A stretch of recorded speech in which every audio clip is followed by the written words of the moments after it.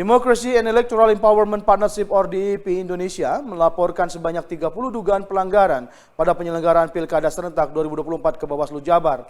Pelaporan ini dilakukan setelah melakukan pemantauan dari mulai tahapan kampanye, masa tenang hingga pemungutan suara.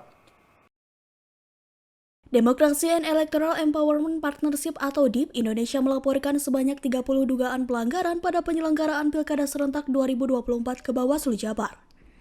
Pelanggaran tersebut mulai dari tidak netralnya aparatur sipil negara, netralitas kepala desa hingga politik uang. Pelaporan ini dilakukan setelah melakukan pemantauan dari mulai tahapan kampanye, masa tenang hingga pemungutan suara.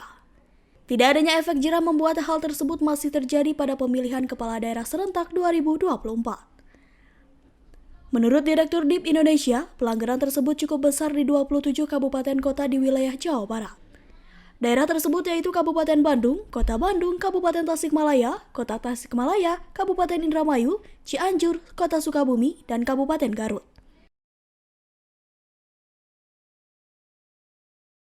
Ya, pertama kita tentu melaporkan hasil dugaan-dugaan pelanggaran yang sudah kita lakukan pada proses tahapan kampanye, kemudian juga masa tenang dan juga pemungutan dan penghitungan suara serta dana kampanye. Dan ini tentu hasil pemantauan kami teman-teman DEP di lapangan di 27 kabupaten kota untuk pemilihan gubernur dan wakil gubernur, kemudian juga bupati, wakil bupati, wali kota dan wakil wali kota.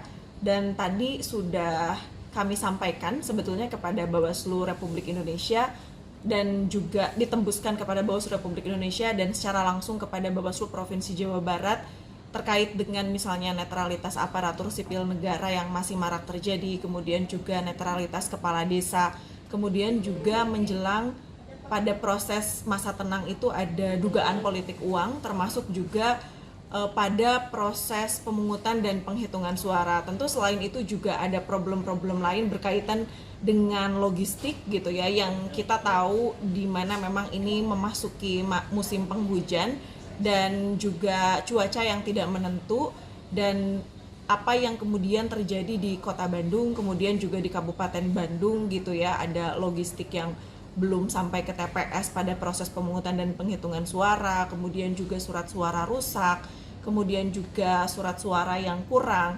Ini memang problem klasik, tetapi kan memang harus disiapkan mitigasi resikonya seperti apa oleh penyelenggara pemilu, baik itu KPU dan Bawaslu.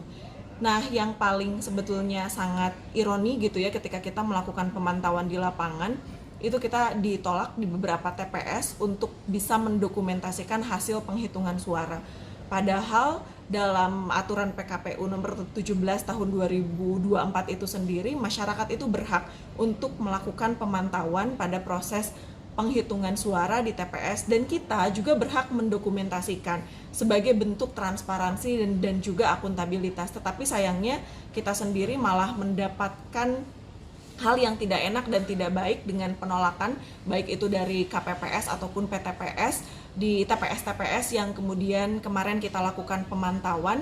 Dan ini saya kira perlu menjadi catatan yang sangat serius, bagaimana meaningful participation itu bukan hanya sekedar wacana, tetapi juga bagaimana menjadi implementasi yang nyata. Bawaslu Jawa Barat juga langsung menindak laporan tersebut untuk selanjutnya diproses.